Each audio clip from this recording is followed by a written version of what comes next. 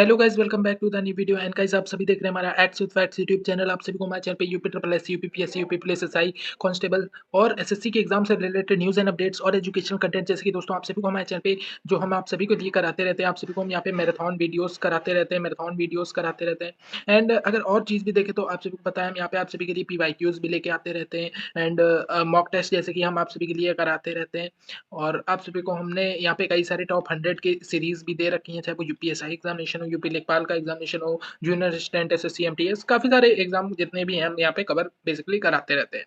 तो आज की इस वीडियो में हम आप सभी के लिए यूपीएसआई की जो आप सभी की भर्ती निकली है 4543 पद पे, आप सभी को पता है 2025-26 वाली ये भर्ती है। तो इसमें आप सभी का जो है हम मॉक टेस्ट 2 लेके आए हैं। मॉक टेस्ट 1 जो है वो हम आप सभी को पहले ही करा चुके हैं, उसकी लिंक आप सभी को डिस्क्रिप्शन में मिल जाएगी। बाकी हमने यहाँ पे 2021 के जो बेस्ट क्वेश्चन है दोस्तों, उसके लिए भी यहाँ पे सेपरेट हिंदी की सेपरेट, यूपी जीके की सेपरेट, जीएस की सेपरेट और मूल विधि की सेपरेट वीडियो भी आप सभी के लिए बना के रखी है। प्लेलिस्ट में आप सभी चेक कर सकते हो, वीडियोस आप देख सकते हो, काफी ज़्यादा इंपॉर्टेंट है आप सभी के लिए। बाकी आज की इस वीडियो में मॉक टेस्ट 2 जो की है दोस्तों, तो ये आप सभी को मैं पहले ही बता देता हूँ, ये यहाँ पे आप सभी का अल्ट्रा हार्ड लेवल आप सभी को लग सकता है। हमने हार्ड लेवल का ट्राई किया ये बनाने के लिए, क्योंकि दोस्तों देखिए ज़रूरी नहीं है कि जो क्वेश्चंस हैं हमेशा वो पीवाईक्यू बेस्ड दिया है, क्योंकि आप सभी को पता है कि पिछली बार यहाँ पे आप सभी के लगभग 9534 पद थे और इस बार इसके लगभग आधे पद हैं। तो यहाँ पे कहीं ना कहीं और फॉर्म जो है दोस्तों वो पिछली बार से ज़्यादा पड़े हैं। तो इस वजह से ये होगा कि कंपटीशन इस बार कहीं ना कहीं बहुत ही हाई रहेगा, कंपटीशन हाई रहेगा। तो इस वजह से यहाँ पे जो पेपर है उसका लेवल भी दोस्तों हाई हो सकता है। तो इस वजह से आप उस एग्जामिनेशन को अच्छे से टैकल कर पाओ, उसमें भी अच्छा स्कोर कर पाओ। अगर एक्सट्रीम हार्ड लेवल का अगर आप सभी का मान लीजिए एक्सट्रीम कंडीशंस में आप सभी का पेपर हार्ड आ जाता है, तो उसको आप कैसे टैकल करोगे, तो इसलिए हमने ये हार्ड लेवल का आप सभी के लिए बना के रखा है। बाकी आप सभी इसको ट्राई करो और बताओ आप सभी कितना यहाँ पे स्कोर बन रहा है, नीचे कमेंट सेक्शन में जरूर बताइएगा। हम आप सभी का एक एक कमेंट जरूर पढ़ते हैं। तो चलिए हम इस वीडियो को स्टार्ट करते हैं। बाकी आप सभी को कोई भी क्वेश्चन में अगर दिक्कत लगती है तो नीचे कमेंट बॉक्स में हमें जरूर बताइएगा। चलिए दोस्तों हम इस वीडियो का क्वेश्चन नंबर 1 से स्टार्ट करते हैं। और मैं आप सभी को बता देता हूँ, एक और चीज़ आप सबको बता देता हूँ, ये 4 भागों में ये बटा हुआ है। 25-25 क्वेश्चन आप सभी को हिंदी, यूपी जीके, जीएस और मूल विधि के देखने को मिलेंगे। हिंदी और यूपी जीके का पार्ट मैं कवर करूंगा, बाकी जीएस और मूल विधि के जो हमारे सर हैं वो आप सभी को करा देंगे। तो यहाँ पे चलिए हम क्वेश्चन नंबर 1 से शुरू करते हैं। सामान्य हिंदी का दोस्तों ये पार्ट है। क्वेश्चन नंबर 1 आप सभी के सामने है, अपभ्रंश को पुरानी हिंदी सर्वप्रथम किसने कहा था?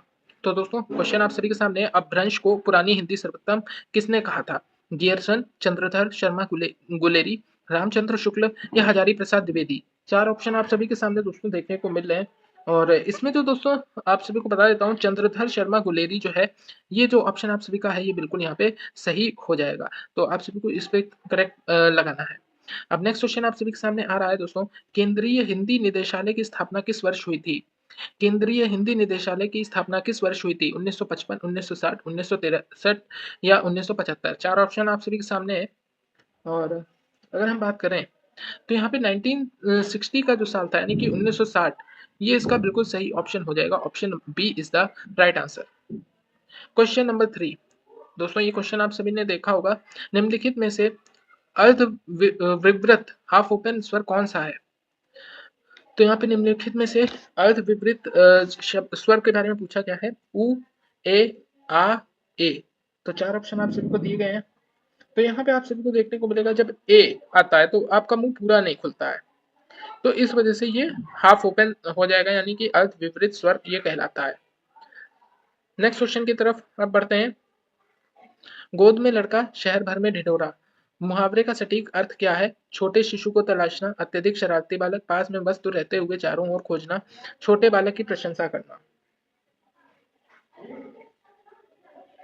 तो दोस्तों इसके अलावा भी एक और जो कहा जाता है गोद में लड़के के अलावा भी कि बगल में छोरा गांव में ढिंढोरा, ये भी आप सभी को कहने का मतलब लगभग दोनों का एक ही तात्पर्य है कि पास में वस्तु रहते हुए चारों ओर खोजना, मतलब कि कोई चीज आपके पड़ोस में ही है और लेकिन आप उसको ढूंढने के लिए खूब मतलब जो है शोर कर रहे हो कि लोगों से पूछ रहे हो, तो ये सब चीजें हो जाती हैं और वो चीज जबकि आपके आस पड़ोस में ही है, आपने ध्यान से देखा नहीं। क्वेश्चन नंबर 5, वागीश का सही संधि विच्छेद और संधि का प्रकार क्या है? वाग प्लस ईश व्यंजन संधि, वाग प्लस ईश व्यंजन संधि, वाग प्लस ईश विसर्ग संधि या वागी प्लस ईश दीर्घ संधि? तो दोस्तों आप सभी को इसमें देखने को मिल रहा है कि जिसमें ये नीचे हलंत लगा हुआ है दोस्तों, ये वाला ऑप्शन जो है वाग प्लस ईश जिसमें है, वाग प्लस ईश। तो ये आप सभी का बिल्कुल सही ऑप्शन है, वाक प्लस ईश। और इसमें अगर हम बात करें आप सभी की, तो व्यंजन संधि, व्यंजन संधि, तो ये आप सभी को ऑप्शन सही लगाना है। तो वाक प्लस ईश, option number B is the right answer. Question number 6।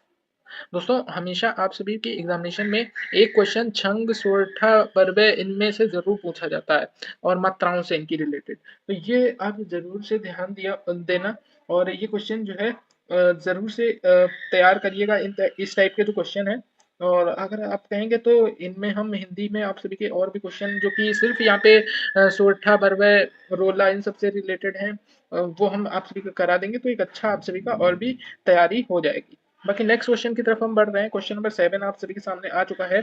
साहित्य लहरी, नहीं, ये क्वेश्चन नंबर 6 है। किस छंद में 12 और 7 की यति से कुल 19 मात्राएं होती हैं? 12 और 7 की यति से पूछा गया है, और ऑप्शन दिए हैं सौठा, बरवे, उल्लाला या रौला। 4 ऑप्शन आप सभी के सामने है। तो दोस्तों यहाँ पे आप सभी को देखने को मिलेगा कि जो बरवे होता है, आपने ये चीजें पढ़ी भी होंगी, 12 और 7 की यति से। यहाँ पे दोस्तों बरवे में आप सभी को हमेशा 19 मात्राएं देखने को मिलती हैं, मात्राएं। Question number 7। साहित्य लहरी में सूरदास ने अपना वंश परिचय देते हुए स्वयं को किस कवि का वंशज बताया है? किस कवि का वंशज बताया है सूरदास ने साहित्य लहरी में? विद्यापति, चंद्रबरदाई, जयदेव या कबीरदास? तो यहाँ पे जब आप देखोगे तो चंद्रबरदाई वाला जो है ऑप्शन बिल्कुल सही है। चंद्रबरदाई का वंशज इन्होंने अपने आप को बताया है, यानी कि चंद्रबरदाई जो है एक तरीके से इनके एंसेस्टर बताए गए हैं इसमें, इनके द्वारा। नेक्स्ट क्वेश्चन आप सभी के सामने है। Question number 8। शर्वरी शब्द का सही अर्थ क्या है? शर्वरी शब्द का सही अर्थ क्या है? तारों भरी रात, चांदनी रात, निशीथ या संध्या बेला? 4 ऑप्शन आप सभी के सामने है। शर्वरी को दोस्तों जब एक रात, आप सभी को पता है, एक रात होती है चांदनी रात जिसमें चंद्रमा का प्रकाश बहुत ज्यादा पड़ता है, और संध्या बेला आप सभी को पता है शाम का समय जो है उसको कहते हैं। लेकिन एक जो मैं बात कर रहा हूँ चांदनी रात में आप सभी का जो है तारे तो चमकते हैं, लेकिन जो है चांद का उजाला काफी ज्यादा होता है। लेकिन एक जो रात होती है जिसमें अंधेरा ज्यादा होता है लेकिन तारे बहुत ज्यादा टिमटिमाते हैं, तो उसे यहाँ पे तारों वाली भरी रात कहते हैं, और उसी को जो है एक शब्द अगर जो उनके लिए हम प्रयोग करते हैं वो यहाँ पे शर्वरी का प्रयोग करते हैं। Question number 9। वह तो घर ही बैठा था, वाक्य में ही किस प्रकार का निपात है? स्वीकारार्थक, बलदायक, सीमाबोधक, प्रश्नबोधक, विस्मयादिबोधक? वह तो घर ही बैठा था, मतलब ही बैठा का क्या मतलब है? एक तरीके से कि जो है मतलब एक्स्ट्रा कॉन्फिडेंस के साथ या एक्स्ट्रा मतलब पावर देने के लिए वाक्य को ये ही का यूज दिया जा रहा है, कि मतलब ये डबल कंफर्मेशन की अरे वो तो घर पे ही बैठा था। मतलब अगर कोई सोचना भी चाहे कि अगर वो कहीं और बैठा था, तो ऐसा नहीं है, वो घर पे ही बैठा था। एक तरीके से वाक्य में मजबूती प्रदान करता है ये शब्द। तो यहाँ पे इसको हम यहाँ पे बलदायक कहेंगे, निपात, जो निपात यहाँ पे इसको कहते हैं। निपात ये बलदायक है, सीमा बोधक। सीमा बोधक मतलब ये सीमा बता रहा है कि इसकी कितनी ऊंची सीमा है, कि जो है यहाँ पे वो घर ही पे बैठा था और कहीं नहीं बैठा था। Next question. प्रयोगवाद शब्द का सर्वप्रथम प्रयोग किसने किया था? प्रयोगवाद शब्द का अज्ञेय, नंद दुलारे वाजपेयी, मुक्तिबोध या केसरी कुमार?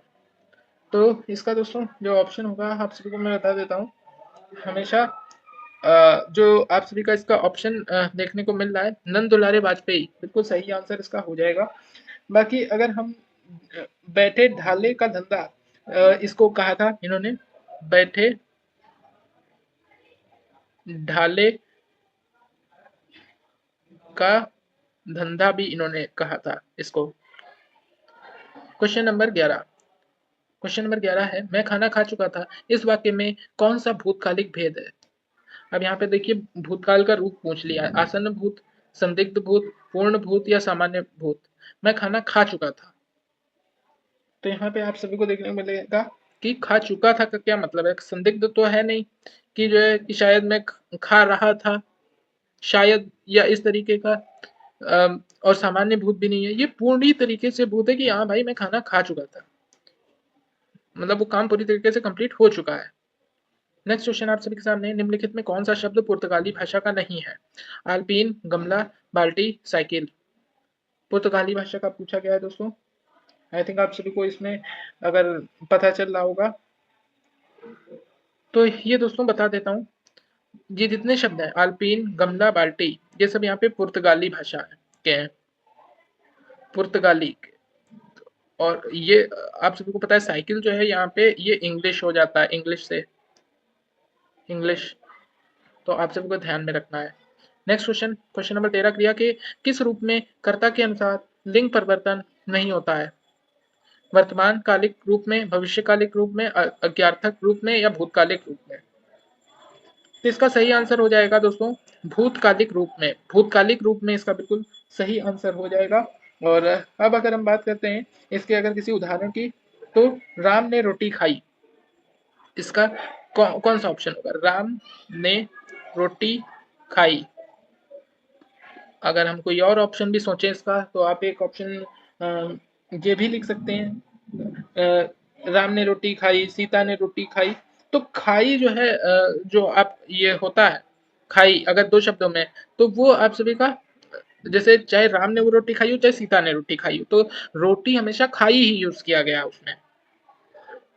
तो ये आप सभी को ध्यान में रखना है। क्वेश्चन नंबर 14, मूढ़ चेता में कौन सा समास है? मूढ़ चेता में कौन सा समास है? बहुव्रीहि, अव्ययीभाव, द्विगु या कर्मधारय? मूढ़ चेता।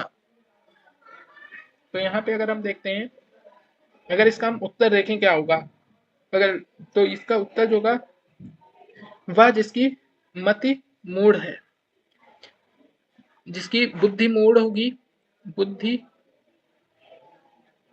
मूढ़, मूढ़ मतलब बुद्धि जिसकी खराब होगी, यानी कि मूर्ख व्यक्ति, मूर्ख। तो इस वजह से यहाँ पे बहुव्रीहि जो है बिल्कुल सही आंसर हो जाएगा इसका। क्वेश्चन नंबर 15, हिंदी साहित्य सम्मेलन प्रयाग की स्थापना कब हुई थी? 1910, 1915, 1920 या 1918? चार ऑप्शन आप सभी के सामने दिए गए हैं। तो इसमें जो सही ऑप्शन हो जाएगा वो हो जाएगा question number sorry year number 1910, option number A. Option number A 1910 ईस्वी बिल्कुल सही आंसर है। और ये मदन मोहन मालवीय के सहयोग से हुआ था, मदन मोहन मालवीय। नेक्स्ट क्वेश्चन, बिनु पद चले सुने बिनु काना में कौन सा अलंकार है? बिनु पद चले सुने सुने बिनु काना, असंगति, विभावना, विशेषोक्ति, दृष्टांत। चार ऑप्शन आप सभी के सामने हैं। तो अगर हम इसमें देखते हैं तो ये विभावना जो है बिल्कुल सही ऑप्शन हो जाएगा, विभावना। और आप सभी को पता है इसका मतलब क्या होता है? कारण के बिना, कारण के बिना कार्य का होना, कार्य का होना। बिनु पद चले सुने बिनु काना। नेक्स्ट क्वेश्चन आप सभी के सामने है, क्वेश्चन नंबर 17, केशव कहीं न जाइए केशव कहीं न जाई का कहिए, यह पंक्ति किस कवि की है? केशवदास, सूरदास, तुलसीदास, बिहारी? तो ये दोस्तों तुलसीदास की है, और ये विनय पत्रिका से, विनय पत्रिका। क्वेश्चन नंबर 18, संघ की राजभाषा हिंदी और लिपि देवनागरी होगी, यह प्रावधान संविधान के भाग 17 के किस अध्याय में है? अध्याय 1, अध्याय 2, अध्याय 3, अध्याय 4? तो बड़ा ही इजी क्वेश्चन है, आप सभी को पता है अनुच्छेद 343 और 344, 343 और 344 में यह है, और जो कि अध्याय 1 में आप सभी का आता है, यानी कि पार्ट 1। नेक्स्ट क्वेश्चन आप सबके सामने है, क्वेश्चन नंबर 19, कान का कच्चा होना मुहावरे का सही अर्थ क्या है? कम सुनना, सुनी बात पर विश्वास करना, दूसरे की बात न मानना, कान का कमजोर होना। तो कान का कच्चा होने का अर्थ आप सभी को पता है, मुझे ज्यादा एक्सप्लेनेशन की जरूरत नहीं है। और इसका सही आंसर यही है, सुनी बात पर विश्वास करना, सुनी बात पर विश्वास करना बस है। कान का कच्चा होना मतलब कि कानों से जो सुना उसी को सच मान लिया। और इसमें आप सभी की ज्यादातर हो सकता है कि गलती हो जाए, इस जो है कानों सुनी बात पे सिर्फ करोगे, तभी लोग कहते हैं कि आंखों देखी पे भरोसा करना चाहिए, कानों सुनी पे नहीं। क्वेश्चन नंबर 20, रिक्शा किस भाषा का शब्द है? चीनी, जापानी, तुर्की, फारसी? तो दोस्तों रिक्शा जो है वो यहाँ पे जापानी भाषा का है। बहुत लोगों को ये इंग्लिश लग सकता है, लेकिन इसका सही ऑप्शन जो है जापानी है। नेक्स्ट क्वेश्चन आप सभी के सामने आ रहा है, क्वेश्चन नंबर 21, संचारी भावों की संख्या 33 मानी गई है, और 34वां संचारी भाव छल किसने माना है? आचार्य भरत मुनि, आचार्य केशवदास, महाकवि देव या आचार्य शुक्ल? चार ऑप्शन आप सभी के सामने हैं। तो जो सही आंसर दोस्तों इसमें है महाकवि देव, आप सभी का सही आंसर है। दोस्तों क्वेश्चन मैं मानता हूँ थोड़े से टफ आप सभी को लग सकते हैं, लेकिन बहुत लोगों ने ये इसकी मांग भी की थी कि थोड़ा हार्ड लेवल का क्वेश्चन आप सभी हमें प्रोवाइड करिए, क्योंकि पिछले जो हमने मॉक टेस्ट 1 दिया था उसमें कई सारे हमने पीवाईक्यूज भी इंक्लूड करे थे, तो बहुत से लोगों को वो थोड़ा सा आसान लगा था टेस्ट पेपर, तो इस वजह से हमने इसका थोड़ा लेवल अप किया है। और साथ ही साथ इस तरीके से भी ये देखा है कि अगर एग्जाम आप सभी का टफर आ जाता है थोड़ा सा, तो आप सभी उसमें किस तरीके से उसे टैकल कर पाओ, तो इसलिए हमने ये आप सभी के लिए बनाया है। बाकी आने वाले दिनों में आप सभी को यहाँ पे इजी टू मॉडरेट लेवल के ही आप सभी को यहाँ पे हम मॉक टेस्ट प्रोवाइड करेंगे। निम्नलिखित में से महाप्राण वर्ण कौन सा है? का, च, व, श। चार ऑप्शन आप सभी के सामने है। तो यहाँ पे जो आप सभी को पता है श वाला है, ये यहाँ पे महाप्राण हो जाएंगे। जो यहाँ पे ऊष्म होते हैं, ऊष्म वर्ण, ऊष्म, तो ये यहाँ पे जो ऊष्म होते हैं वो यहाँ पे इनको हम यहाँ पे महाप्राण कहते हैं। और इस ऊष्म कौन से होते हैं, चाहे वो ऊष्म व्यंजन हो चाहे या, तो वो ऊष्म व्यंजन वो होते हैं जो यहाँ पे जिनको उच्चारण में आप सभी के मुंह से गर्म हवा का निकलती है। राम की शक्ति पूजा कविता का मूल स्रोत क्या है? राम की शक्ति पूजा कविता का मूल स्रोत क्या है? वाल्मीकि रामायण, रामचरितमानस, कृतिवास रामायण जो कि बांग्ला में है, आध्यात्म रामायण। तो ये दोस्तों राम की शक्ति पूजा मूल स्रोत ये कृतिवास रामायण जो कि बांग्ला में है, यही बिल्कुल सही ऑप्शन हो जाएगा। क्वेश्चन नंबर 24, चांद का मुंह टेढ़ा है के रचयिता कौन है? गजानन माधव, मुक्तिबोध, सर्वेश्वर दयाल सक्सेना, शमशेर बहादुर सिंह या भवानी प्रसाद मिश्र। दोस्तों तो ये जो सही आंसर इसमें आप सभी को देखने को मिलेगा वो गजानन माधव मुक्तिबोध है। दोस्तों कविता और रचनाएं से कई सारे क्वेश्चन आप सभी के एग्जामिनेशन में पूछे जाते हैं, तो मैं फिर आपसे कह रहा हूँ कि इसकी अच्छे से तैयारी करो, आप सभी के एग्जामिनेशन में जरूर इनसे क्वेश्चन आएंगे। विभाषा डायलेक्ट किसे कहते हैं? जिसकी लिपि ना हो, हिंदी क्षेत्र की प्रमुख बोलियों को जिनमें साहित्य रचना हो, केवल ग्रामीण बोली को एक छोटे से क्षेत्र में बोली जाने वाली भाषा। तो डायलेक्ट एक तरीके का तरीका होता है, ये भी आप जानते हो कि किस तरीके से बोली जाती है। तो ये सब जो चीजें हैं वो यहाँ पे हिंदी क्षेत्र की प्रमुख बोलियों को विभाषा जो कि हिंदी में है। बाकी अगर इंग्लिश में अगर कोई पूछे बोल डायलेक्ट, तो जैसे कि किस किस तरीके से अलग अलग लैंग्वेजेस बोली जाती हैं, उनका बोलने का जो क्रम होता है, तो उसको हम यहाँ पे डायलेक्ट कहते हैं। बाकी विभाषा को अगर देखें तो हिंदी क्षेत्र की प्रमुख बोलियों को जिनमें साहित्य रचना हो, यही वाला ऑप्शन बिल्कुल सही आप सभी का देखने को मिलेगा। जैसे कि इसमें ब्रज अवधि आदि जैसे हैं, तो ये शामिल हो जाएंगी। नेक्स्ट क्वेश्चन आप सबके सामने आ रहा है। अब दोस्तों यहाँ पे भाग 2 जो कि उत्तर प्रदेश सामान्य ज्ञान यानी कि यूपी जीके से दोस्तों रिलेटेड है। यूपी जीके से क्वेश्चन अब आप सभी के सामने आ रहा है। क्वेश्चन नंबर 26, उत्तर प्रदेश में जमींदारी उन्मूलन और भूमि सुधार अधिनियम कब लागू हुआ था? 1 जुलाई 1952, 26 जनवरी 1951, 15 अगस्त 1950 या 1 जुलाई 1960। तो आई थिंक ये क्वेश्चन आप सभी को पता ही होगा, और कई बार ये आप सभी को पूछा जा चुका है। 1 जुलाई 1952 इसका बिल्कुल सही आंसर होगा। हालांकि ये जो है जो पास हुआ था वो यहाँ पे 1950 में ये पास हो गया था, या आप कह सकते हो पारित हुआ था। नेक्स्ट क्वेश्चन 27, किराना घराना के संस्थापक कौन माने जाते हैं? अब्दुल करीम खान, बड़े गुलाम अली खान, पंडित भीमसेन जोशी या फयाज खान। तो जब जब दोस्तों घरानों की बात आएगी तो यूपी का नाम सबसे ऊपर आता है, क्योंकि बहुत सारे जो घराने हैं इनका कहीं ना कहीं जो है उत्पत्ति आप सभी को उत्तर प्रदेश में ही देखने को मिलती है। तो यहाँ पे जो सही आंसर हो जाएगा अब्दुल करीम खान जो है बिल्कुल सही आंसर हो जाएगा, और ये मुजफ्फरनगर से रिलेटेड है, मुजफ्फरनगर।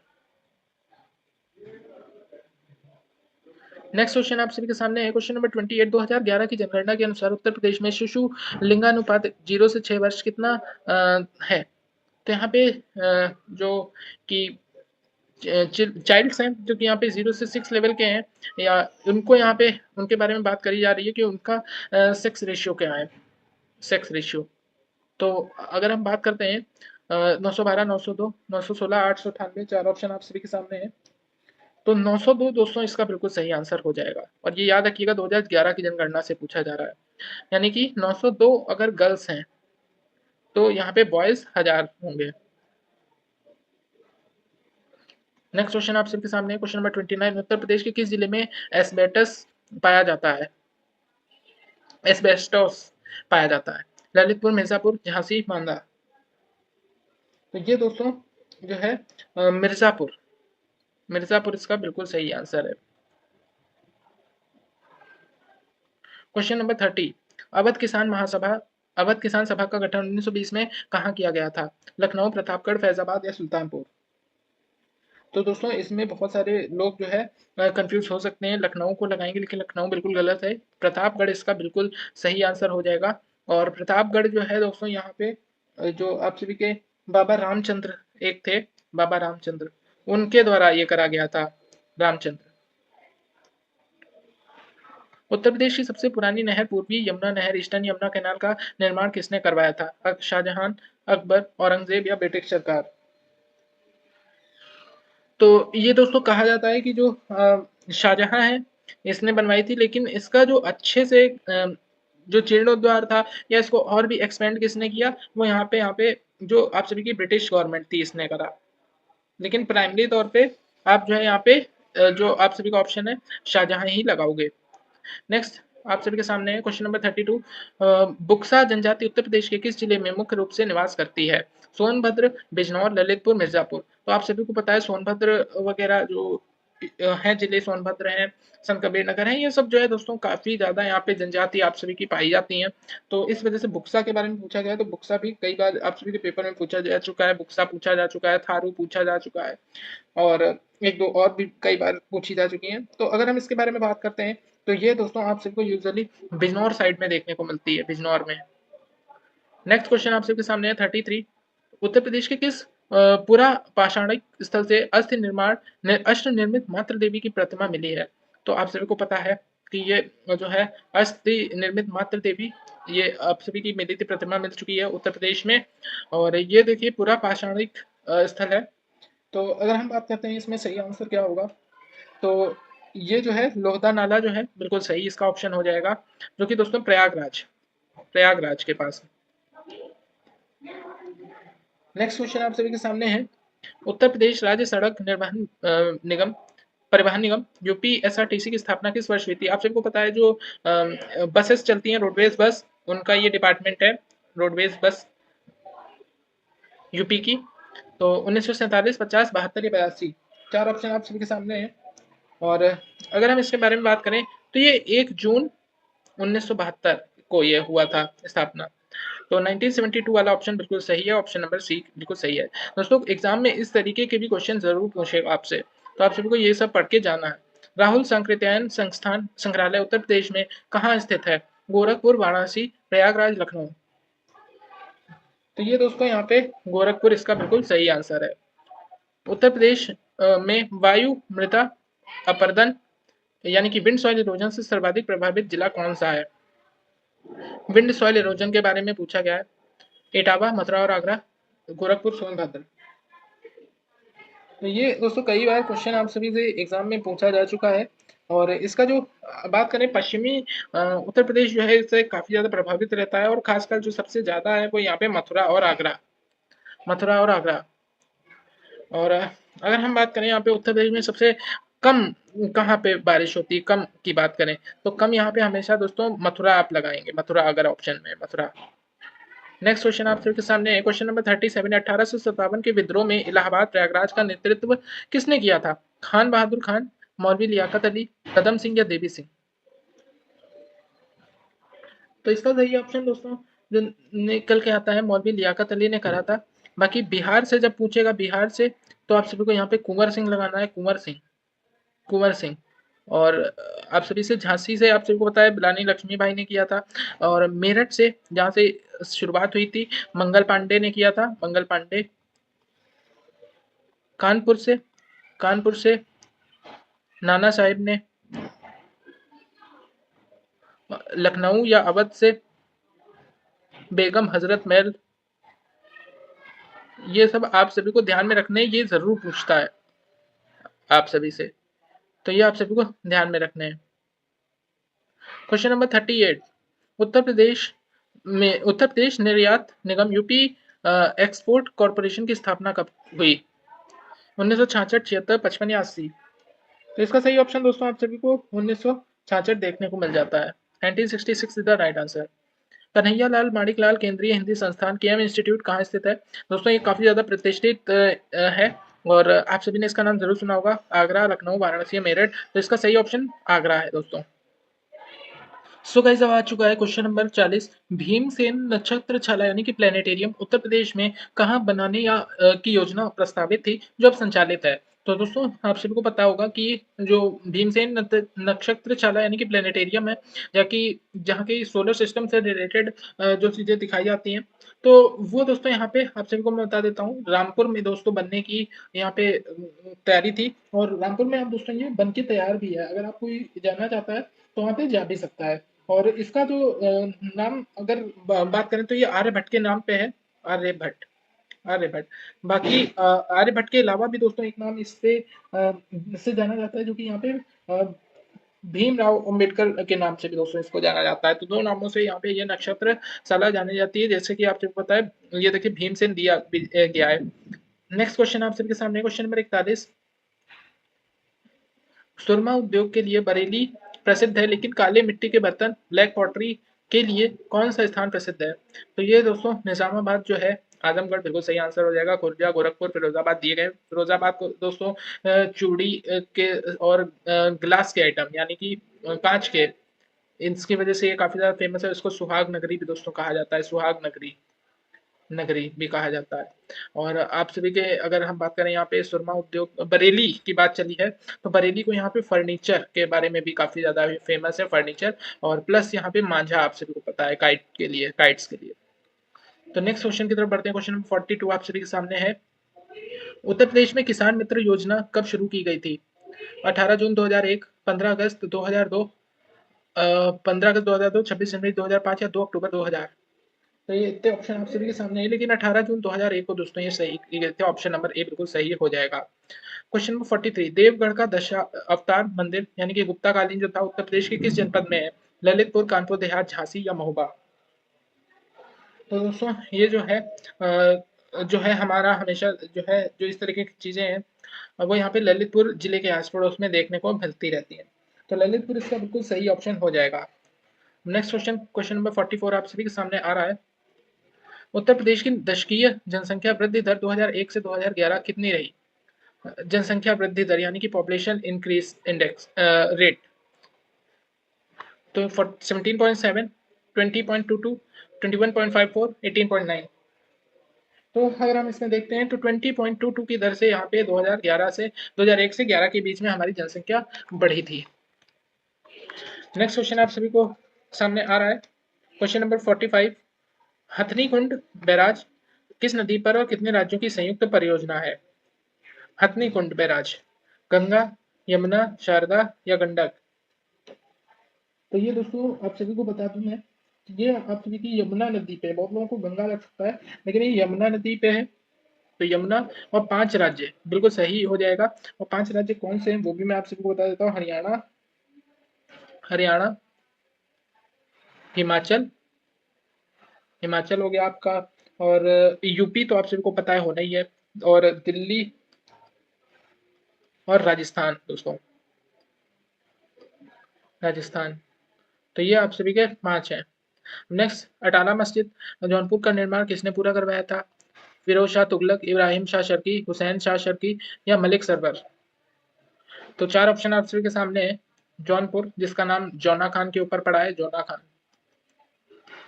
किसने ये बताया था? ये भी आप नीचे कमेंट सेक्शन में जरूर बताइए। तो अगर हम देखते हैं इसमें कौन सा सही ऑप्शन है, तो ये दोस्तों इब्राहिम शाह शर्की ने इसे पूरा कराया था। कब? 1408। क्वेश्चन नंबर 47, धुरिया लोक नृत्य किस क्षेत्र के कुम्हारों द्वारा किया जाता है? धुरिया, अवध, बुंदेलखंड, पूर्वांचल या ब्रज? तो ये दोस्तों बुंदेलखंड क्षेत्र में किया जाता है कुम्हारों द्वारा। बाकी अगर ब्रज क्षेत्र में आपसे पूछा जाएगा तो चरकुला आपको लगाना है। नेक्स्ट क्वेश्चन आप सभी के सामने है। क्वेश्चन नंबर 48, उत्तर प्रदेश में लेज लेदर टेक्नोलॉजी पार्क कहाँ स्थित है? आगरा, कानपुर, उन्नाव, जो कि बंथरा, नोएडा? तो दोस्तों आप सभी को पता है उन्नाव का जो बंथरा के आसपास का एरिया है, और लखनऊ से जब आगे आप बढ़ोगे तो भी बंथरा का एरिया पड़ता है। तो इस एरिया में मान के चलो कि आप सभी का जो लेदर टेक्नोलॉजी पार्क है वो यहाँ पे बना हुआ है। क्वेश्चन नंबर 49, समसपुर पक्षी विहार रायबरेली की स्थापना किस वर्ष हुई थी? समसपुर पक्षी विहार 1987, 90, 50 या 2000? तो 1987 में दोस्तों इसकी स्थापना हुई थी। Question number 50, Rajiv Gandhi petroleum प्रौद्योगिकी संस्थान आरजीआईपीटी कहाँ स्थित है? अमेठी, रायबरेली, सुल्तानपुर, लखनऊ। तो दोस्तों अब अगर हम इसके बारे में बात करें तो ये आप सभी का अमेठी में है, क्योंकि आप सभी को इससे भी 2 ऑप्शन में ही आप लगा सकते थे, रायबरेली या अमेठी, क्योंकि यही गांधी परिवार के जो हैं काफ़ी ज़्यादा लोकप्रिय चर्चित यहाँ पे लोकसभा सीटें यहाँ से ये लोग लड़ते थे, अमेठी रायबरेली से। तो इस वजह से इन दोनों में से ऑप्शन होना था। फिलहाल अमेठी जायज़ जो है ये बिल्कुल सही आंसर है। तो ये मैंने 50 क्वेश्चन करा दिए हैं, बाकी अभी आगे के क्वेश्चन हमारे दूसरे सर आप सभी को कराएंगे, तो आगे के लिए बने रहें।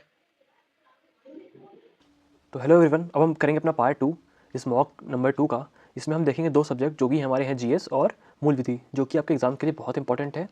और आपको ध्यान रखना है कि ये क्वेश्चन जो है यही आपके एग्जाम्स में डिफरेंस लाते हैं, यानी कि जो मार्किंग होती है, जो कट ऑफ बनती है, वही इन 2 सब्जेक्ट से मेनली डिसाइड होती है। कि बहुत सारे बच्चों का जो मूल विधि होता है बहुत ही वीक होता है। तो अगर आपके मूल विधि के क्वेश्चन और जीएस के क्वेश्चन सही हुए तो आपको एक बेटर एज मिलता है इन एग्जाम्स में। हम देखते हैं भाग 3 जो कि हमारा सामान्य ज्ञान यानी कि जीएस पे है। इसके बाद हम मूल विधि करेंगे। ये मैंने जैसा आपको बताया होगा कि ये जो मॉक है थोड़ा अपर साइड पे, यानी क्वेश्चन इसमें थोड़े से अच्छे लेवल के हैं। तो देखते हैं कि आप ये क्वेश्चन सही कर पाते हैं कि नहीं। मैं सबके एक्सप्लेनेशन भी दूंगा ताकि आपको समझ में आ जाए। क्वेश्चन नंबर 51 से शुरू करते हैं। जुडिशियल रिव्यू यानी कि न्यायिक पुनर्वलोकन का सिद्धांत भारतीय संविधान से किस देश से लिया गया है, यानी कि जो कॉन्सेप्ट है हमारे संविधान में जुडिशियल रिव्यू का, ये हमने किस देश से लिया है और यह किस केस में स्थापित हुआ था। और ये इसका केस का नाम बताना है कि कौन से केस में ये इसका जो प्रिंसिपल है वो इस्टेब्लिश हो गया था। हम देखते हैं ऑप्शन ब्रिटेन मैग्ना कार्टा से, बी यूएसए मारबरी बनाम मेडिसन से, question option number C Ireland Minerva Mill से, या कनाडा प्रीवी काउंसिल से। तो मैं आपको इसका उत्तर बता दूं, जो कॉन्सेप्ट है हमारा जुडिशियल रिव्यू का, आपको हमेशा ध्यान रखना है ये जो हमने लिया है ये यूएसए यानी कि यूनाइटेड स्टेट्स ऑफ अमेरिका से लिया है। और जो केस था इसका वो था मारबरी बनाम मेडिसन। इसी से जुडिशियल रिव्यू का कॉन्सेप्ट आया था। आपको पता होना चाहिए जुडिशियल रिव्यू बहुत इंपॉर्टेंट कॉन्सेप्ट है हमारे संविधान का, जो कि एक चेक की तरह काम करता है, यानी कि जो एक चेक की पावर है कि जो हमारा लेजिस्लेचर है, यानी कि जो हमारी पार्लियामेंट है, वो अपनी पावर्स को एक्सीड ना कर पाए। जैसे आपको पता होगा हमारे संविधान में कॉन्सेप्ट है बेसिक स्ट्रक्चर डॉक्ट्रिन का, जो कि हमारे संविधान में केशवचंद्र भारती केस से आया था। उसको मेंटेन करना बहुत ज़रूरी है। तो इस जो ये हमने कॉन्सेप्ट जुडिशियल रिव्यू का हमने कहाँ से लिया है, यूएसए से लिया है, मारबरी बनाम मेडिसन से। आपको ध्यान रखना है, बहुत इंपॉर्टेंट केस है ये, और ये क्वेश्चन आपके लिए मोस्ट इंपॉर्टेंट क्वेश्चन है क्योंकि ये आता है। अब क्वेश्चन नंबर 52 पे चलते हैं। निम्नलिखित में कौन सी गर्म समुद्राई जलधारा यानी कि वार्म ओशन करंट नहीं है। इसमें ऑप्शन दे रखे हैं आपके, यूरोशिया, गल्फ स्ट्रीम, हम्बोल्ट या मोजाम्बिक। तो इसमें से आपको बताना है कि इसमें से कौन सी गर्म समुद्री जलधारा नहीं है। तो आपको पता होना चाहिए इसका जो ऑप्शन नंबर सी है हमारा, हम्बोल्ट पेरुवियन धारा ठंडी है, ठंडी समुद्री जलधारा है, ये गर्म में नहीं आती, यानी कि वार्म वाटर नहीं है, ये कोल्ड वाटर जलधारा है। तो आपको ध्यान रखना है, ऑप्शन हमारा C is the correct answer of this question. जैसे कि मैंने आपको कहा कि इसमें क्वेश्चन थोड़े हाई लेवल के मिलेंगे ताकि आपको अपना लेवल मालूम पड़ जाए कि इनकेस अगर आपको पेपर टफ आता है तो इसी तर्ज पे आएगा। अब चलते हैं क्वेश्चन नंबर 53 पे यानी 53 पे। लॉरेंस कर्व क्या दर्शाता है। जो लॉरेंस कर्व है वो क्या दर्शाता है, ऑप्शन देख लेते हैं। मुद्रास्फीति और बेरोजगारी का संबंध है इससे, आय का वितरण है यानी कि असमानता है आय में, कर की दर और राजस्व में, या मांग और आपूर्ति है। आपको बता दूं जो लॉरेंस कर्व है ये इकोनॉमिक्स का कॉन्सेप्ट है आपके, यानी कि अर्थशास्त्र का। इसमें पूछा गया है कि ये जो लॉरेंस कर्व होता है ये दर्शाता क्या है, ये देश की इकोनॉमी में क्या दर्शाता है। या तो वह मुद्रास्फीति और बेरोजगारी का संबंध दिखाता है, आय का वितरण यानी कि असमानता है आय में, गरीबी अमीरी में बहुत अंतर है, या फिर कर की दर और राजस्व में संबंध है, या मांग और आपूर्ति इसको दर्शाता है। तो मैं इसका बता दूँ, इसका सही उत्तर जो हो जाएगा लॉरेंस कर्व का वो आय में वितरण की असमानता, यानी कि ऑप्शन नंबर बी, यानी कि अमीर बहुत अमीर है और गरीब बहुत गरीब है, इस चीज़ को दर्शाता है। तो option number B is the correct answer of this question. हम चलते हैं क्वेश्चन नंबर 54 पे। 1929 के कांग्रेस अधिवेशन में पूर्ण स्वराज का प्रस्ताव पारित किया गया, उस समय कांग्रेस अध्यक्ष कौन थे। जिस समय पूर्ण स्वराज का प्रस्ताव पारित किया गया था 1929 में, उस समय कांग्रेस के अध्यक्ष कौन थे ये पूछा गया है। और यह अधिवेशन किस नदी के तट पर हुआ था आपको बताना है, बहुत इंपॉर्टेंट क्वेश्चन है। और ये बता दूं ये पिछली दो बार रिपीट हो चुका है आपके एग्जाम्स में, यूपीएसआई में 2 बार आ चुका है और यूपीपीएससी में तो कई बार आया हुआ है। बहुत इंपॉर्टेंट क्वेश्चन है ये जीएस का। ऑप्शन देखते हैं, मोतीलाल नेहरू गंगा तट के किनारे, जवाहरलाल नेहरू रावी नदी के किनारे, ऑप्शन सी सुभाष चंद्र बोस यमुना नदी के किनारे, या वल्लभ भाई पटेल साबरमती नदी के किनारे।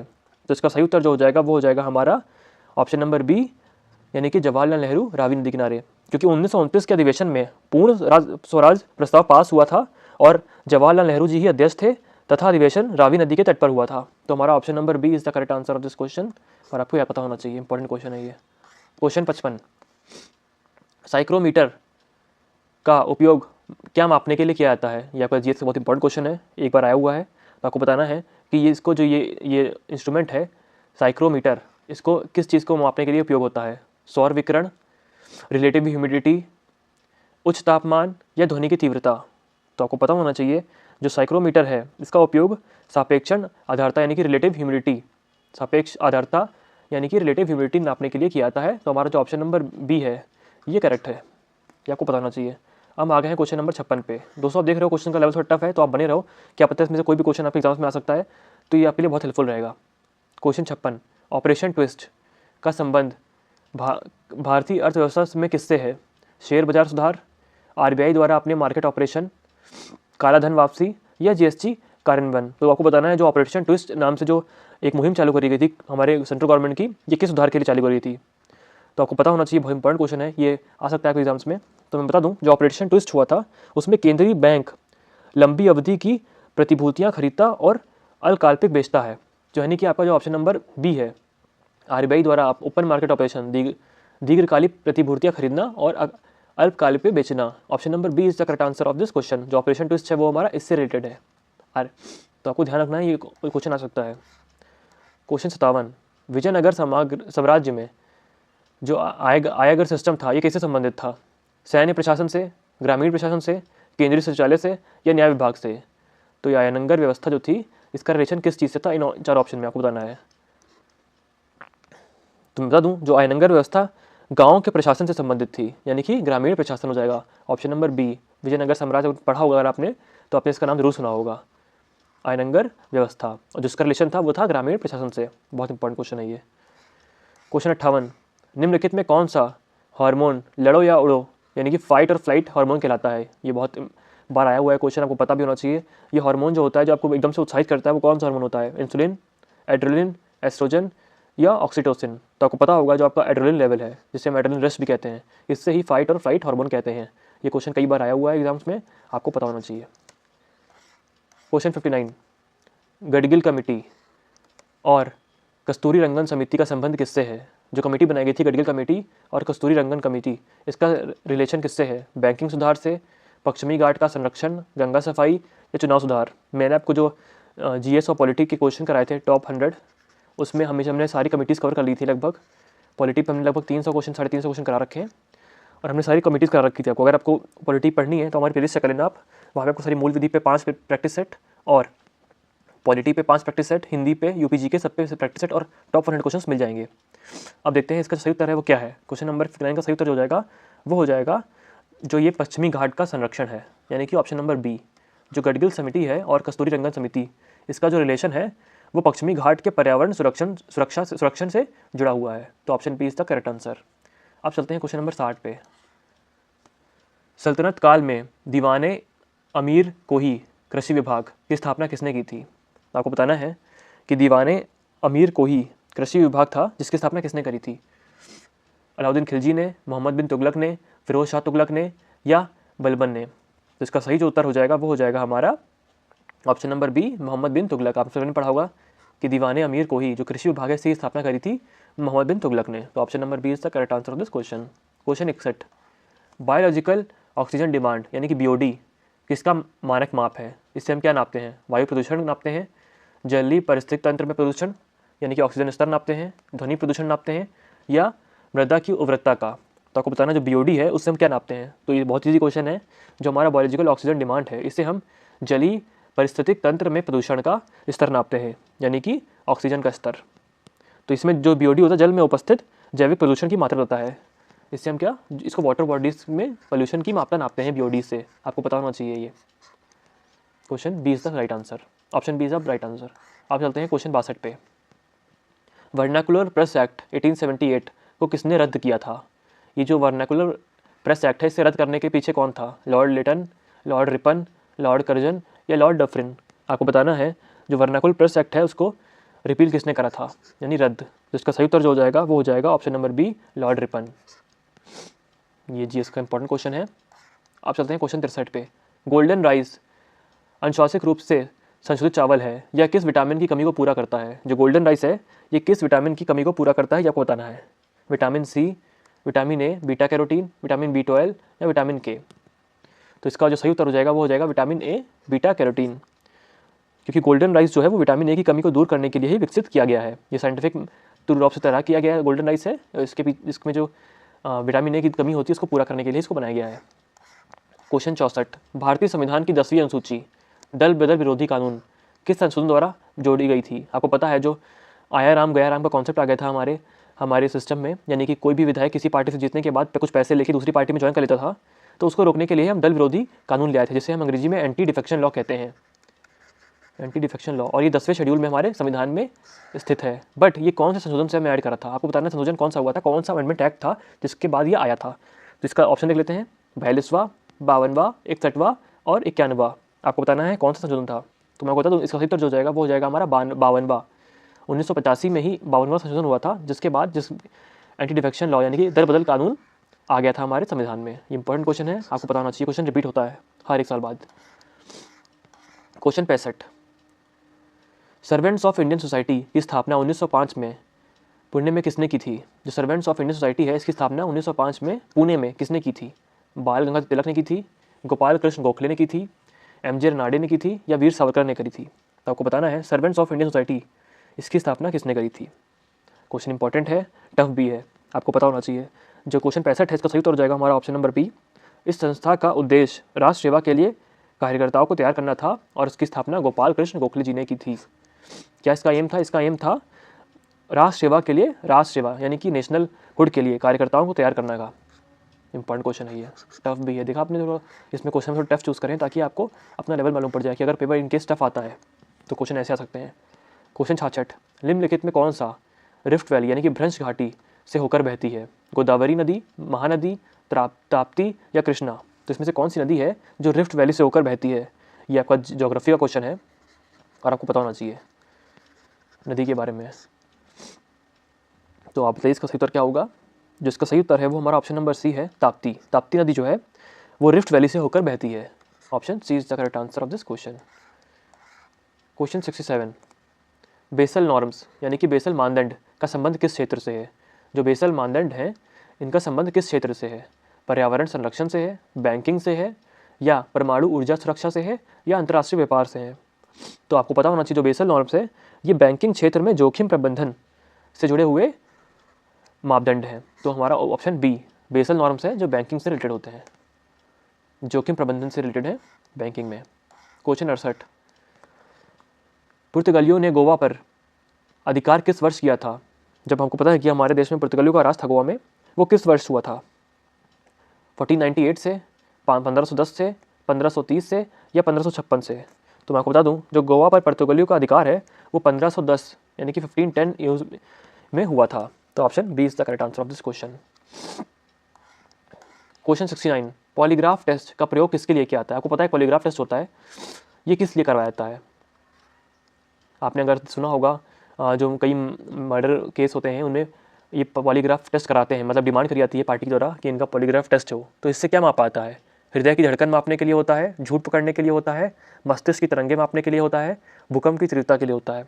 तो अगर आपने कॉन्स्टिट्यूशन पढ़ा होगा यानी कि संविधान और आपने मूल विधि अच्छे से पढ़ रखा होगा तो इस क्वेश्चन का आप सही आंसर दे सकते हो, क्योंकि इस पर कई लैंडमार्क सुप्रीम कोर्ट के जजमेंट भी हैं।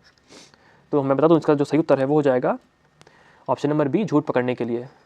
पॉलीग्राफ टेस्ट इसीलिए होता है कि वो झूठ, अगर इंसान झूठ बोलता है तो उसे ये जो डिवाइस होते हैं वो पकड़ लेते हैं। और इसमें कई सारे जो सुप्रीम कोर्ट के केसेस हैं उन्होंने बोला है कि ज़बरदस्ती पॉलीग्राफ टेस्ट कराना ये अनकॉन्स्टिट्यूशनल है यानी कि असंवैधानिक है। तो ये बहुत इंपॉर्टेंट हो जाएगा आप एग्जाम के लिए, मूल विधि में भी आ सकता है और GS में भी आ सकता है। क्वेश्चन 70, कैबिनेट मिशन 1946 के सदस्य कौन नहीं थे? Pethick Lawrence, Stafford Cripps, AV Alexander या लॉर्ड माउंटबेटन? जो कैबिनेट मिशन था 1946 का, इसमें से कौन इनमें से सदस्य नहीं था उस कैबिनेट मिशन का? तो इसका जो सही उत्तर हो जाएगा, मैं आपको बता दूं जो कैबिनेट मिशन 1946 का उसमें 3 सदस्य थे। कौन कौन थे उसमें 3 सदस्य? एक तो पैथिक लॉरेंस थे, स्टैफोर्ड क्रिप्स थे और AV अलेक्जेंडर थे, लेकिन लॉर्ड माउंटबेटन नहीं थे। तो option number B is the correct answer of this question. ये भारत बाद में आए थे, तो इनमें से सदस्य जो थे वो 3 यही थे। क्वेश्चन 71, राष्ट्रीय आय यानी कि नेशनल इनकम का आकलन भारत में कौन सी संस्था करती है? नीति आयोग, वित्त मंत्रालय या फिर राष्ट्रीय सांख्यिकी कार्यालय या आरबीआई। जो नेशनल इनकम अकाउंट होती है उसका आकलन कौन करता है, कौन सी संस्था करती है, आपको बताना है ऑप्शन में। तो इसका जो सही उत्तर हो जाएगा वो हो जाएगा हमारा ऑप्शन नंबर सी, यानी कि एनएसओ, राष्ट्रीय सांख्यिकी कार्यालय, इसके द्वारा कराता है। क्वेश्चन 72, ग्रीन मफलर किस प्रकार से प्रदूषण से संबंधित है? वायु प्रदूषण से, ध्वनि प्रदूषण से, जल प्रदूषण से या रेडियोधर्मी प्रदूषण से? जो ग्रीन मफलर है इसका किससे रिलेटेड है ये? तो इसका जो सही उत्तर हो जाएगा वो हो जाएगा हमारा ध्वनि प्रदूषण। जो ग्रीन मफलर है इसका रिलेशन ध्वनि प्रदूषण से है, या ध्वनि प्रदूषण को कम करने के लिए एक तकनीक बनाई गई है, तो इससे हम ध्वनि प्रदूषण कम कर सकते हैं। क्वेश्चन 73, आर्टिकल 371A किस राज्य का विशेष दर्जा प्रदान करता है? आपको वैसे पता होगा कि हमारे संविधान में कुछ स्टेट्स को विशेष राज्यों का दर्जा दिया गया है, जैसे पहले जम्मू कश्मीर भी था, लेकिन आपको पता होगा कि जो आर्टिकल 370 को हटाने के बाद अब वो उससे विशेष दर्जा छीन लिया गया है। ऐसे ही जो 371A है इससे हमने किस राज्य को जो विशेष दर्जा दे रखा है? नागालैंड को, असम को, मणिपुर को या सिक्किम को? आपको बताना है सही उत्तर क्या है। तो जो 371A है इससे हमने नागालैंड को स्पेशल स्टेटस दे रखा है। तो option number A is the correct answer of this question. Very important question.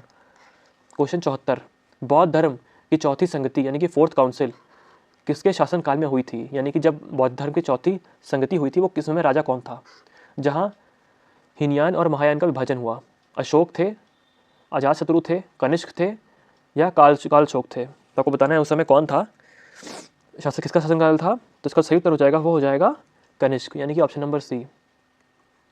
चौथी बौद्ध संगति कनिष्क के शासनकाल में हुई थी। तो option number C is the correct answer of this question and ये क्वेश्चन अच्छा है।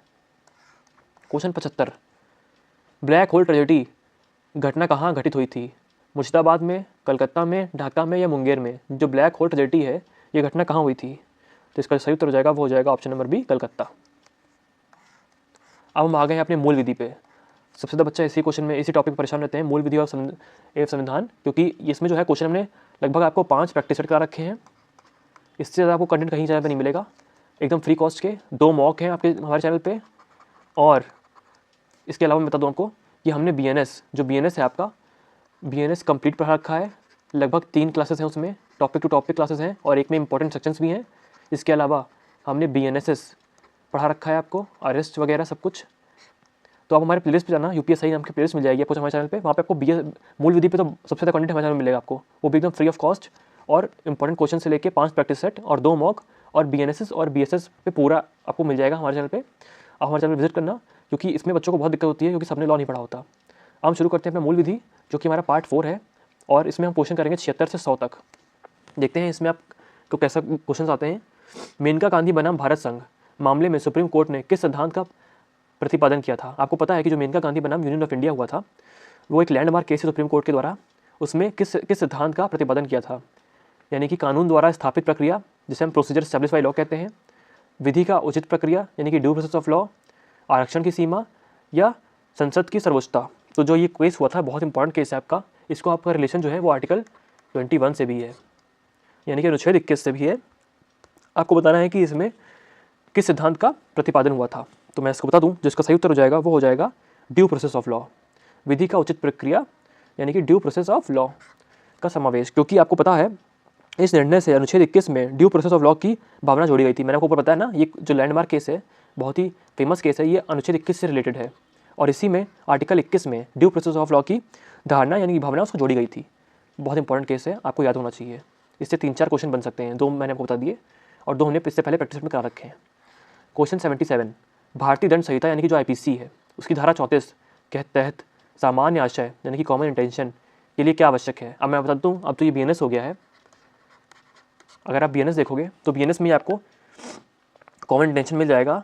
उसमें क्या आवश्यक है, ये क्वेश्चन कई बार आया हुआ है। ऑप्शन देख लेते हैं। पूर्व अनियोजित योजना और मीटिंग्स ऑफ माइंड यानी कि मस्तिष्कों का मिलन, केवल घटनास्थल पर उपस्थिति या समान अपराध करना या एक ही हथियार का प्रयोग।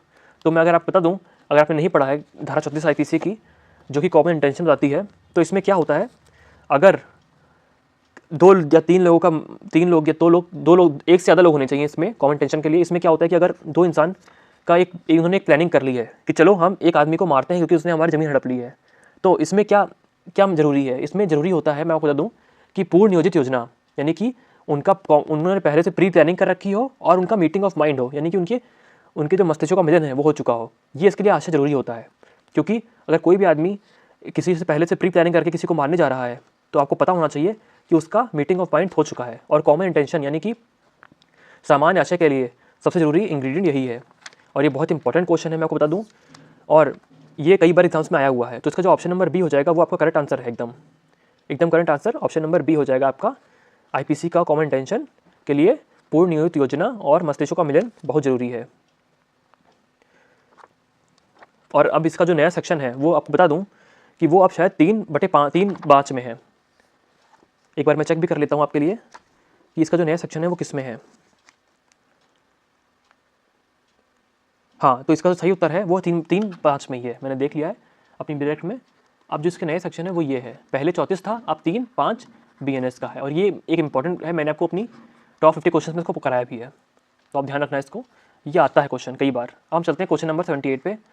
किशोर न्याय, बच्चों की देखभाल और संरक्षण अधिनियम यानी कि जुवेनाइल जस्टिस एक्ट की बात हो रही है यहाँ पे।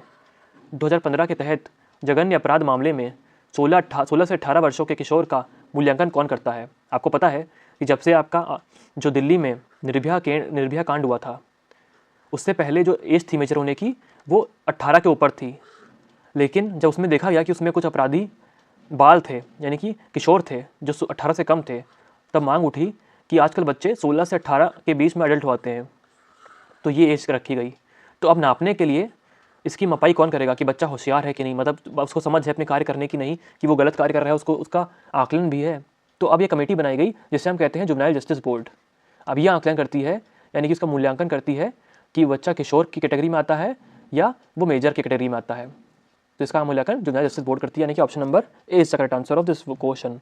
16 से 18 वर्ष के किशोर के मामले में प्रारंभिक मूल्यांकन जुवेनाइल जस्टिस बोर्ड करता है।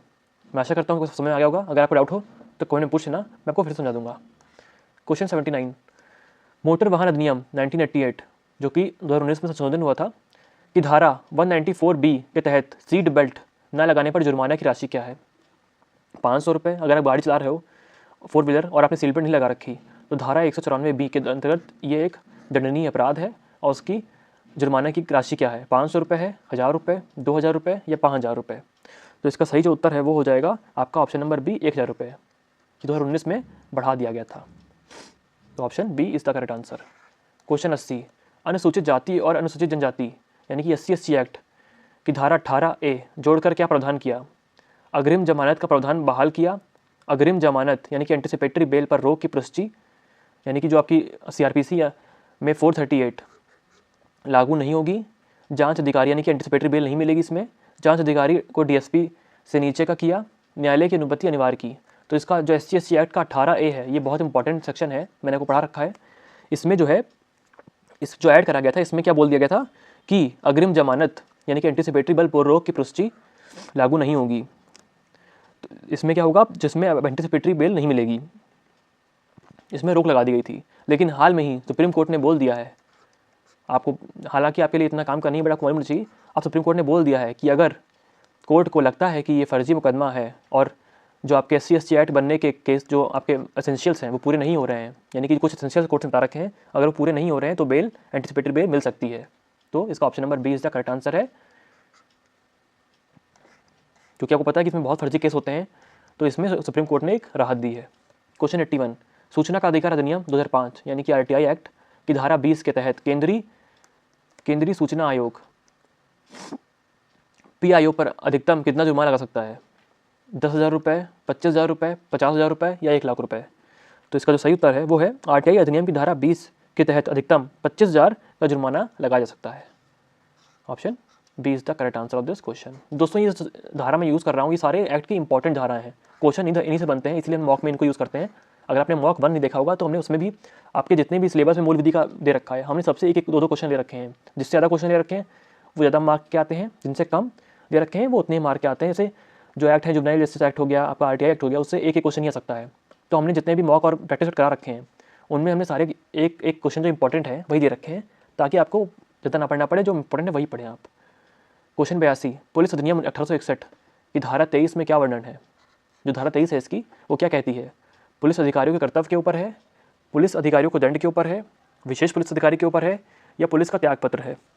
तो जो क्वेश्चन 82 का सही उत्तर हो जाएगा वो हो जाएगा हमारा ऑप्शन नंबर ए, धारा 23 जो है पुलिस अधिनियम 1861 की वो पुलिस अधिकारियों के कर्तव्य के ऊपर है।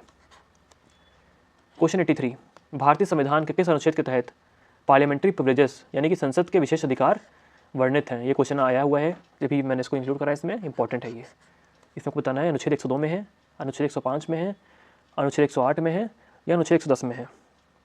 तो जिसका सही उत्तर है वो हो जाएगा हमारा अनुच्छेद 105।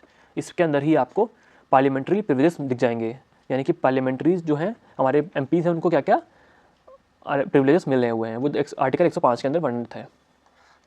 Question 84, most important case, DK Basu बनाम पश्चिम बंगाल को ऐतिहासिक निर्णय मुख्य रूप से किससे संबंधित है? ये मैंने आपको 3-4 बार मॉक में करा रखा है प्रैक्टिस सेट में भी, क्योंकि क्वेश्चन रिपीट होता है। ये हो गया अरनेश कुमार हो गया, ये रिपीट होते ही होते हैं। ऑप्शन देखते हैं। कार्यस्थल पर यौन उत्पीड़न से रिलेटेड है, गिरफ्तारी और हिरासत के दौरान पुलिस द्वारा अपनाई जाने वाली प्रक्रिया कस्टोडियल टॉर्चर से है, पर्यावरण सुरक्षण से है या चुनाव सुधार से है। मैं आपको बता दूं, जो आपका क्वेश्चन 84 है जिसमें डीके बासु के बारे में बात हो रखी है, डीके बासु एक लैंडमार्क केस है जिसमें गिरफ्तारी और हिरासत के दौरान पुलिस द्वारा अपनाई जाने वाली प्रक्रिया के ऊपर सवाल उठाए गए थे और सुप्रीम कोर्ट ने इसके बाद जो आपका CRPC था 41A आपने सुना होगा, 41B सुना होगा, जो अब चेंज हो गया 35 हो गया ये BNS में, लेकिन मैं ये आपको बता रहा हूँ CRPC का BNSS में भी 35 हो गया है। 41A, 41B, 41C ये सब ऐड हुए थे आपके इसी केस लॉ से, जो कि अब 35 BNSS के अंदर आ गए हैं सारे सेक्शंस। ये मोस्ट इंपॉर्टेंट है और ये बार बार रिपीट होता है, क्योंकि केशव भारती हो गया, अरनेश कुमार हो गए, ये केसेस ऐसे हैं जो हर साल रिपीट होते हैं। क्वेश्चन 85, घरेलू हिंसा से महिलाओं का संरक्षण अधिनियम यानी कि prevention of domestic violence act के तहत संरक्षण अधिकारी की नियुक्ति कौन करता है? केंद्र सरकार, राज्य सरकार, राष्ट्रीय महिला आयोग या जिला मजिस्ट्रेट आयोग? तो इसकी जो होती है जो डोमेस्टिक वायलेंस एक्ट है, इसमें कुछ सेक्शंस हैं जिसमें आपको मिल जाएगा वर्णन संरक्षण अधिकारी का। तो इसकी आयुक्ति कौन करता है? ये केंद्र सरकार से आयुक्ति होती है, राज्य सरकार से होती है, राष्ट्रीय महिला आयोग से होती है या डीएम करता है? तो इसका सही उत्तर हो जाएगा वो हमारा ऑप्शन नंबर डी है, जिला मजिस्ट्रेट इनकी नियुक्ति करता है।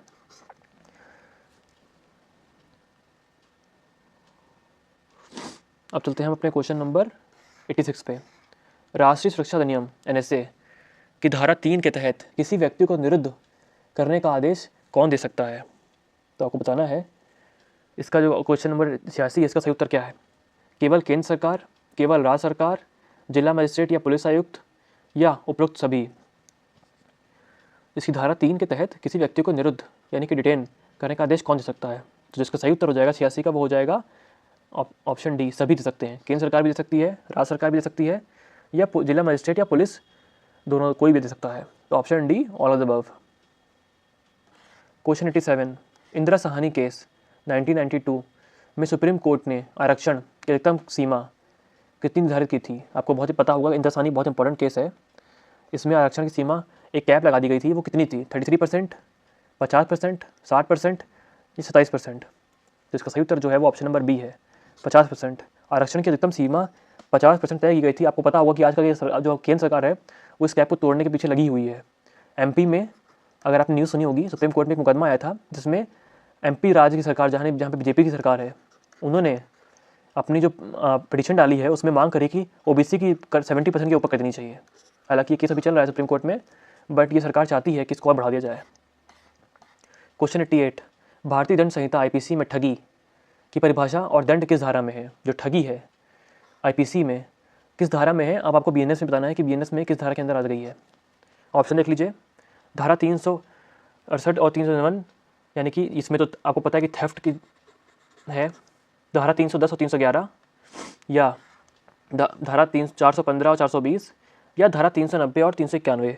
तो आपको बताना है कि ठगी की किस में है BNS में, कौन सेक्शन है ठग का IPC और उसमें। तो अगर आप उसमें बात करोगे IPC में, तो ये आपको मिलेगा देखने को क्वेश्चन नंबर 88 में B, यानी कि 310 और 311 जो आपका IPC का था वो करता था 310 और 311 में। 310 में उसकी परिभाषा थी और 311 में आपका मिल जाएगा देखने को पनिशमेंट। अब जो है ये 372 में आ गया है BNS में, आपको ध्यान देना है, ये क्वेश्चन रिपीट होते हैं।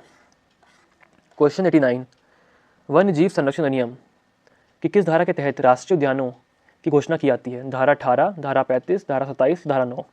ये इंपॉर्टेंट है धारा आपकी वन्य जीव संरक्षण अधिनियम की। अब आपको बताना है कि किस धारा के अंदर नेशनल पार्क घोषित किए जाते हैं। ऑप्शन देख लीजिए, इसका सही उत्तर क्या होगा। तो इसका सही उत्तर जो है वो धारा 35 है, राष्ट्रीय उद्यान की घोषणा वन जीव अधिनियम की धारा 35 के अंतर्गत होती है। क्वेश्चन 90, साइबर टेररिज्म के लिए सूचना प्रौद्योगिकी यानी कि IT एक्ट की धारा 66F के तहत दंड कितना दिया है? दंड का प्रावधान कितना है साइबर टेररिस्ट के लिए? 10 वर्ष का कारावास है, आजीवन कारावास है, 7 वर्ष का कारावास है या 3 वर्ष का कारावास है? तो इसका सही उत्तर जो है वो है आजीवन कारावास साइबर टेररिज्म में, जो कि धारा 66F में है।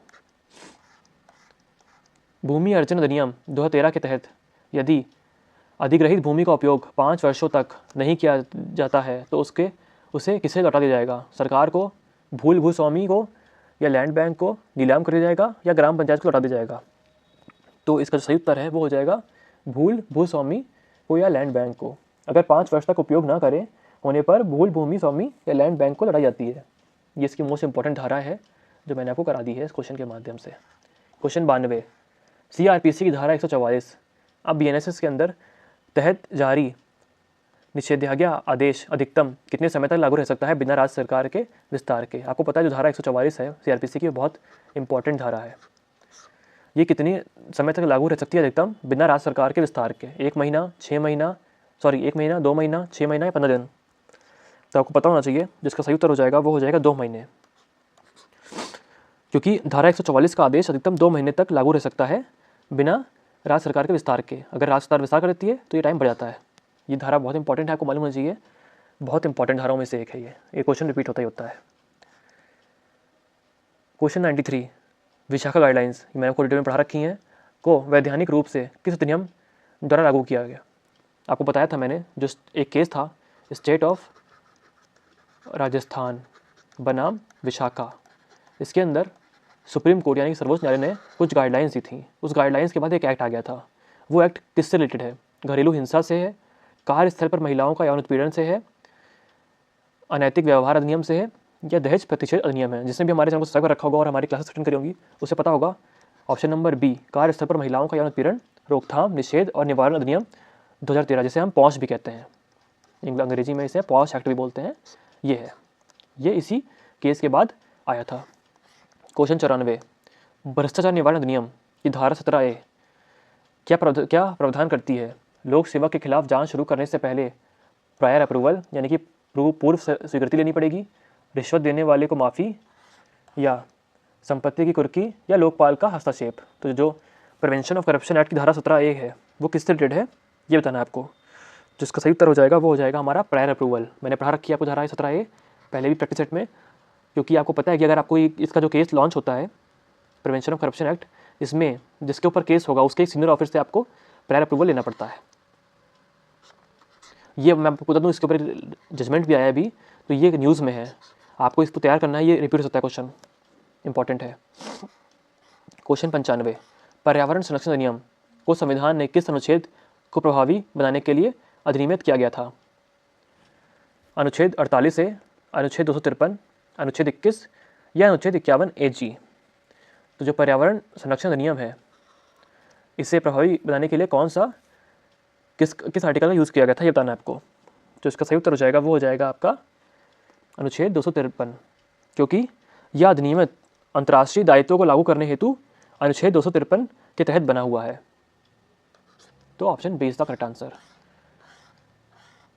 क्वेश्चन 96, शिक्षा का अधिकार अधिनियम 2009 के तहत प्राथमिक कक्षाओं जो कि कक्षा 1 से कक्षा 5 के लिए छात्र शिक्षक अनुपात यानी कि PTR क्या होना चाहिए? 30/1, 35/1, 40/1 या 25/1? तो जो इसका सही उत्तर हो जाएगा वो हो जाएगा कक्षा 1 से 5 के लिए छात्र शिक्षक अनुपात यानी कि स्टूडेंट टीचर रेशियो जो है वो 30/1 निर्धारित हुआ था, यानी कि एक टीचर पे यानी कि 30 बच्चों पर एक टीचर होना चाहिए। ये शिक्षा का अधिकार यानी कि जो RTE एक्ट है, राइट टू एजुकेशन एक्ट, इसके तहत 30 बच्चों पर एक टीचर होना चाहिए। क्वेश्चन 97 बहुत इंपॉर्टेंट है, कई बार रिपीट होता है। बलवा यानी कि रायोटिंग और दंगा में मुख्य अंतर क्या है? बलवा निजी स्थान पर हो सकता है, दंगा केवल सार्वजनिक स्थान पर, या फिर दंगा निजी स्थान पर, बलवा सार्वजनिक पर, दोनों में कोई अंतर नहीं है। बलवा में 2 लोग, दंगा में 5 लोग चाहिए। तो इसका जो डिफरेंस है बलवा और अफरे का, ये क्या है? तो इसका जो मैं आपको सही है बता दूं कि मैंने आपको डिफरेंस पूरा पढ़ा रखा है। BNS की जो हमारी टॉप 100 क्वेश्चन हैं उसमें आपको 3 सेट मिल जाएंगे, उसमें हमने सारे सेक्शन करा रखे हैं, ये भी उसमें कवर है। तो जो बल्बा होता है वो निजी या सार्वजनिक दोनों स्थान पर हो सकता है, ठीक है। जो बल्बा का होता है, रायोटिंग जिसे कहते हैं, वो आपके निजी स्थान पर हो सकता है और सार्वजनिक स्थान पर हो सकता है। लेकिन जो आफरे है यानी कि दंगा केवल सार्वजनिक स्थान पर होता है। ये डिफरेंस है, जो यानी कि ऑप्शन नंबर ए जो है वो करेक्ट है। बल्बा निजी स्थान पर हो सकता है लेकिन दंगा केवल सार्वजनिक स्थान पर हो सकता है। तो आपको ये ध्यान रखना है, बहुत इंपॉर्टेंट है। दंगा हमेशा आपको रखना है कि केवल सार्वजनिक स्थान पर होता है। अब आगे क्वेश्चन नंबर 98 पे, भारतीय साक्ष्य अधिनियम, अब आपको पता है जिसे हम कहते हैं BSA, में कौन सी धारा दहेज मृत्यु यानी कि डाउरी डेथ के बारे में है। हालांकि ये पुराना एक्ट के बारे में दे रखी है, ये पुराने एक्ट की सेक्शन पूछ रखे हैं क्योंकि पहले क्वेश्चन ऐसे आया था। अब जो होगी सेक्शन चेंज हो गए हैं, मैं आपको सेक्शन चेंज होकर बता दूंगा। पहला बताइए कि डाउरी डेथ का रिलेशन किससे है, कौन सा प्रिजम्पशन आता है। जो सही उत्तर है वो क्या होगा, धारा 113A हो जाएगा, धारा 113B हो जाएगा, धारा 114A हो जाएगा या धारा 304B हो जाएगा। इसमें ध्यान रखिएगा कि इसमें प्रिजम्पशन की बात हो रखी है और इसमें BSA मतलब आपको वो नहीं पूछा है, आपको एविडेंस एक्ट जो पहले था यानी कि जो भारतीय साक्ष्य अधिनियम है उसके बारे में पूछा है। तो इसका सही उत्तर जो हो जाएगा वो हो जाएगा हमारा धारा 113B, जो कि कहता है कि दहेज मृत्यु अगर 7 वर्ष के अंदर होती है और यह प्रतीत होता है कि जो मौत है वो एक्सीडेंटल है यानी कि वो एक अननेचुरल डेथ है, तो उसमें यह प्रदम्पशन होगा कि उसकी मौत दहेज मृत्यु के कारण ही हुई है। अब इसमें जो सेक्शन है चेंज हो चुका है, अब सेक्शन इसमें नया लागू हो गया होगा क्योंकि अब BSA आ चुका है, आपको पता होगा। जो पहले 113 था वो चेंज हो चुका है, वो आपको पता करना है कि कौन सा है, किस सेक्शन के अंदर ये चेंज हुआ है, ये आपको ध्यान रखना पड़ेगा क्योंकि पहले ये 113B था। अब हम चलते हैं अपने आखिरी क्वेश्चन पे जो कि है आपका क्वेश्चन 99।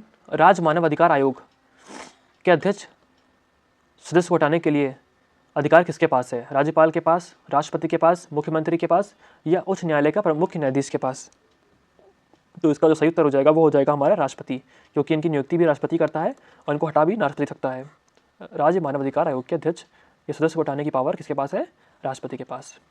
अब हम आगे अपने आखिरी क्वेश्चन पे, संविधान का 97 संशोधन अधिनियम 2011 किससे संबंधित है। 97 संशोधन जो है वो किससे संबंधित है, कोऑपरेटिव सोसाइटीज़ से, GST से, राष्ट्रीय न्यायिक नियुक्ति आयोग या फिर आर्थिक रूप से कमजोर वर्ग से। आपको पता होना चाहिए ये संशोधन हमेशा आते हैं एग्जाम में। इसमें पूछा गया है कि 97वां संशोधन है, इसका रिलेशन किससे है। तो इसका जो सही उत्तर हो जाएगा वो हो जाएगा हमारा सरकारी सहमति यानी कि कोऑपरेटिव सोसाइटी से। तो option A is the correct answer of this question. आपको मैंने सारे इंपॉर्टेंट जो लैंडमार्क क्वेश्चंस थे, आपके जो मोस्ट एक्सपेक्टेड क्वेश्चन हैं इस बार के, वो करा दिए हैं। अगर पेपर टफ आता है तो हमारा ये मॉक यहाँ पे कंप्लीट होता है। मैं उम्मीद करता हूँ कि आपको ये अच्छा लगा होगा और आपके क्वेश्चन जितने भी सही हुए हैं आप हमें कमेंट बताइएगा कितने आपके क्वेश्चन सही हुए हैं और कितने गलत हुए हैं। अब इस वीडियो में इतना ही, मैं मिलता हूँ आपको नेक्स्ट वीडियो में, तब तक के लिए गुड बाय।